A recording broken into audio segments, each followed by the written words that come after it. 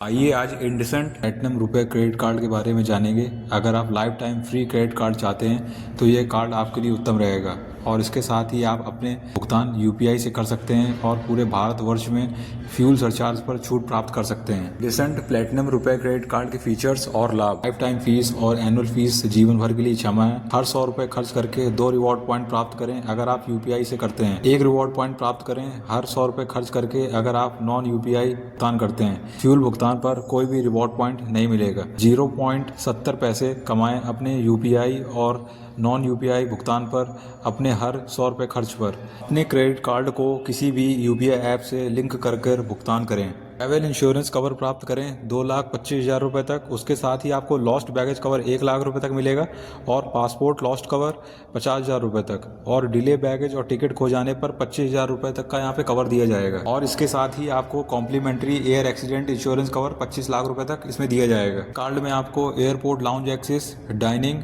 Movie tickets का लाभ इसमें प्राप्त नहीं होगा। वाउचर्स प्राप्त करें बड़े ब्रांड्स पर खर्च करके। IndusInd platinum RuPay credit card की फीस और charges. Joining fees 0, annual fee 0, add on card fees 0, interest charge या फाइनेंस चार्ज 3.95% प्रति माह, 43.40% प्रति वर्ष। लेट पेमेंट चार्ज, तो ये लेट पेमेंट चार्ज तभी लगता है जब हम अपना मिनिमम ड्यू अमाउंट भी यहाँ पे पे नहीं करते हैं। तो अगर आपका आउटस्टैंडिंग बैलेंस 0 से 100 रुपए तक है तो आपको यहाँ पे 0 यहाँ पे देना पड़ेगा। अगर 101 से 500 रुपए तक है तो 100 रुपए, 501 से 1,000 रुपए तक है तो 350 रुपए, 1,001 रुपए से 10,000 रुपए तक है तो 550, 10,001 रुपए से 25,000 रुपए तक है 800 रुपए, 25,001 रुपए से 50,000 रुपए तक है तो 1,100 रुपए, 50,000 से ज्यादा है तो आपको यहाँ पे 1,300 रुपए यहाँ पे आपको लेट पेमेंट चार्ज के रूप में यहाँ पे देना पड़ेगा। State physical statement request fees 100 रुपए पर स्टेटमेंट और जो स्टेटमेंट होगी वह आपको यहाँ पे पिछले 3 महीने की ही यहाँ पे प्राप्त होगी।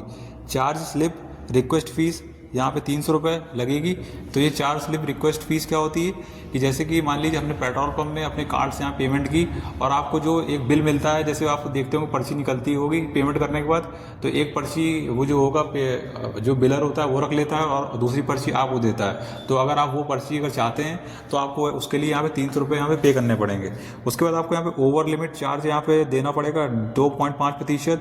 अगर आप जैसे क्रेडिट कार्ड की जैसे आपकी 100% आपकी लिमिट है और अगर आप 100% से ज़्यादा मतलब कर लेते हैं, मतलब आपने 20% और एक्स्ट्रा मतलब इस्तेमाल कर ली, तो जो 20% होगा उस पर मतलब आपको यहाँ पे 2.5% उसमें यहाँ पे चार्ज देना पड़ेगा, जो आपको मिनिमम यहाँ पे कम से कम 500 रुपये है। रिटर्न पेमेंट फीस 250 रुपये। तो ये रिटर्न पेमेंट फीस क्या होती है, जैसे आप कार्ड पेमेंट कर रहे हैं और किसी कारणवश जो आपका पेमेंट है वो यहाँ पे प्रोसेस नहीं हो पाया है और पेमेंट यहाँ फंस गया है, तो उसी वजह से आपको जो यहाँ पे 250 रुपये यहाँ पे रिटर्न पेमेंट फीस के रूप में देने पड़ सकते हैं। उसके बाद आप यहाँ कैश एडवांस चार्जेस या आप यहाँ पे ATM से कैश विड्रॉल चार्ज भी से यहाँ पे कह सकते हैं। तो ये आपको यहाँ पे 2.5% पूरे भुगतान मूल्य पर लगेगा और मिनिमम 300 रुपये। तो ये आपको ये ध्यान रखना है कि जब आप ATM से कैश विड्रॉल करेंगे तो जिस दिन आपने कैश विड्रॉल किया है तो ये चार्ज उस दिन से आपको यहाँ पे लगेगा और आपका जब बिल जनरेट होगा तब तक। बैलेंस इंक्वायरी चार्ज, अगर आप इंडसलैंड बैंक को छोड़कर दूसरी किसी अन्य ATM से करते हैं तो आपको यहाँ पे 25 रुपये यहाँ पे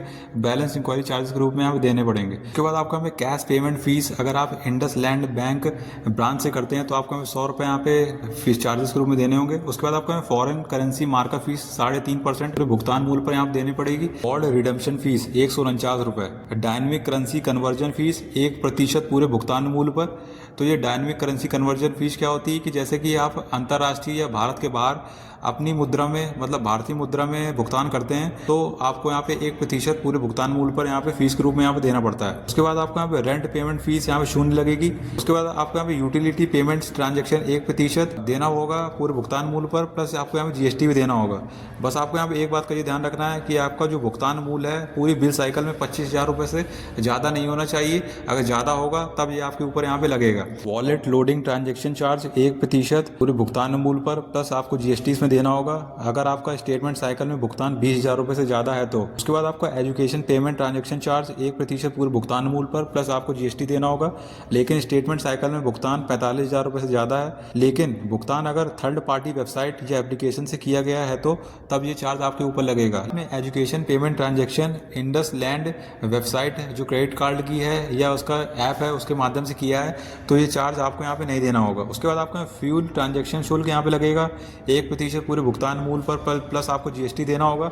लेकिन अगर आपने बिलिंग साइकिल में भुगतान 50,000 से ज़्यादा होगा तब ये आपको यहाँ पे देना होगा। रिसेंट प्लेटिनम रुपए क्रेडिट कार्ड के लिए जरूरी प्रपत्र, आधार कार्ड आपको इसमें लगेगा, पैन कार्ड, सैलरी स्लिप और पिछले वर्ष का यहाँ पे ITR रिटर्न। रिसेंट प्लेटिनम रुपए क्रेडिट कार्ड के लिए पात्रता, सैलरीड या सेल्फ एम्प्लॉयड होना चाहिए। अगर आपको इंडसेंड प्लेटिनम रुपए क्रेडिट कार्ड के ऊपर ये वीडियो अच्छा लगा है, वीडियो को लाइक करिए, चैनल सब्सक्राइब करें, और आप चाहें तो क्रेडिट कार्ड को अगर अप्लाई करना चाहते हैं तो मैंने डिस्क्रिप्शन में लिंक दिया है, तो आप उसमें क्लिक करके क्रेडिट कार्ड को अप्लाई कर सकते हैं। तो अगला वीडियो कमेंट में बताएं कि हम यहाँ पे किसके ऊपर बनाएं।